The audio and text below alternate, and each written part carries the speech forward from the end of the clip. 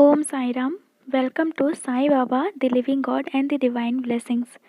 मैं हूँ आपके साथ नीलम और बाबा की कृपा से आज एक लीला सुनाने जा रही हूँ।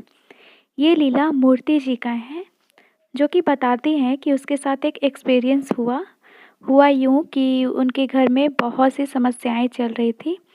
आर्थिक समस्याएं चल रही थी और बहुत सी समस्याएं चल रही थी। घर में सभी का तबीयत भी खराब बहुत ज़्यादा हो रहा था।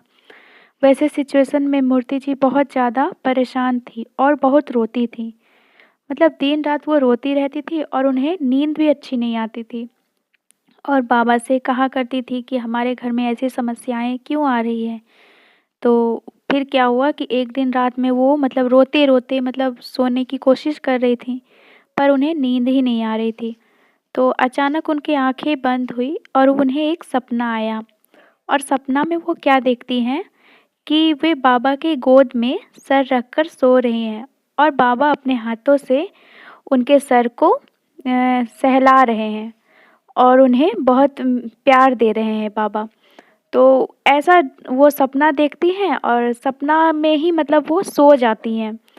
और सपना के बाद वो सचमुच की सो जाती हैं, बहुत अच्छे से चैन की नींद वो सो जाती हैं। जब सुबह वो सोकर उठती हैं तो वे सपने के बारे में भूल जाती हैं कि उन्होंने कोई सपना देखा है। फिर सारा दिन बीत जाता है कामों में। फिर क्या होता है, दोपहर के टाइम में वो ऐसे ही इंस्टाग्राम खोलती हैं और कुछ देखने के लिए। तो अचानक से उन्हें एक पिक्चर दिखाई देता है, जिसमें पिक्चर में कुछ ऐसा ही था जैसा उन्होंने सपना देखा था।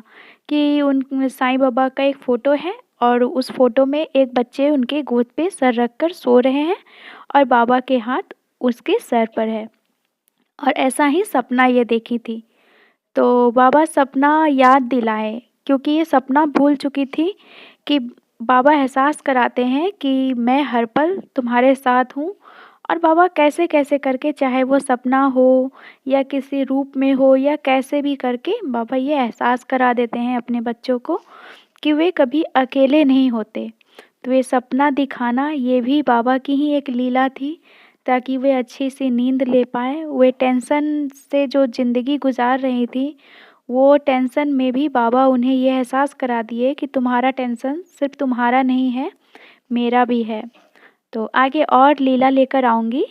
तब तक के लिए ओम साई राम, जय साई राम।